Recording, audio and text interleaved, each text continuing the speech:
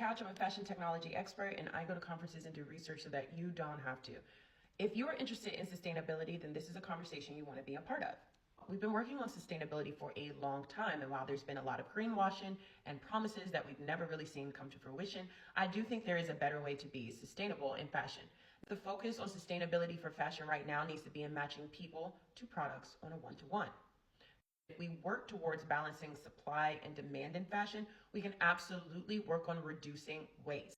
Here are some examples that lets us know that we're not balancing supply and demand. You may have heard about returns. I talk about returns all the time. One of the numbers that I tell you about, which has probably gone up by now, is that there's $64 billion worth of apparel returns. So this is apparel and shoes. 87% of the products that were returned were due to improper fit. So part of reducing waste would be creating better products that people want.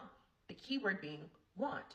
How do we know what people actually want, what they're thinking about, and what they would actually buy? Well, you'd be surprised to know that many companies are not collecting this information. Go on to another statistic. There's about $50 billion of dead inventory, products that are just stuck in a warehouse. They never even got bought, sold. People walk by them on the sales floor. Somehow it wasn't an interest to the people that were supposed to buy it, and so it sits in a warehouse.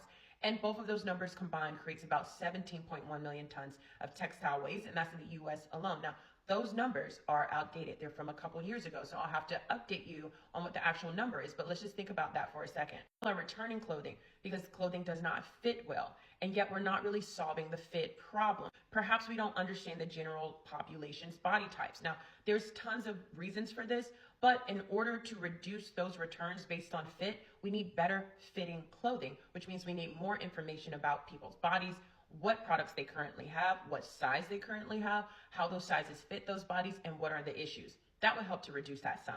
For the dead inventory piece, there is an obvious disconnect between what is created and what will actually be purchased. And why is that? Is it because that fashion pays no attention to what people want? I hope not, because we're definitely in a consumer-centric economy. Now, companies like Temu and Shein, if that's how you say it, whatever, they have technology which they are tracking exactly what people are engaging in, and they have supply chains that are super robust that if they're noticing that X amount of people have engaged with this visual, we're going to go ahead and make it in this quantity, and we're going to have it ready to sell if people want it.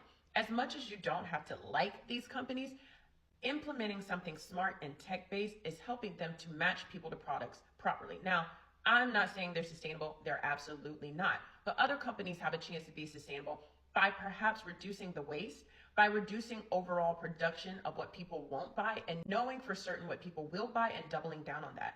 This may seem like a fantasy, but we're in an era where we have technology to do so. Until we actually match supply and demand in fashion, it will be impossible to be sustainable. According to NRF, there's actually $761 billion of apparel returns. According to McKinsey, about 70% of the respondents in their study quoted fit and sizing as the main reason for returns. For more information like this, make sure you sign up for my newsletter, which is Fashion Tech 101. Right now it is on LinkedIn and available to you. Thanks so much.